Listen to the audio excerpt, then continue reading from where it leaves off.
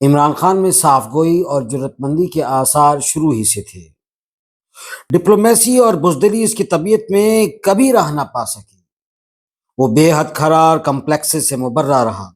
ملتان ہی کا واقعہ ہے کہ گرمیوں کی تپتی ہوئی حبس زدہ شام کو کچھ مہمان ہمارے ہاں آئے۔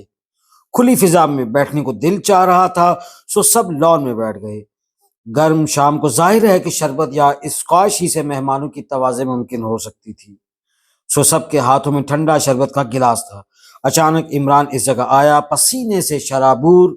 وہ اطمینان سے ایک مہمان کے سامنے جا کے رک گیا، نہایت ہی بے تکلفی سے اس کے ہاتھ سے شربت کا گلاس لے لیا، اور اس سے قبل کہ کسی کو سمجھ آتی وہ کیا کرنے جا رہا ہے، اس نے گھٹا گھٹ پیا، اور یہ جا اور وہ جا۔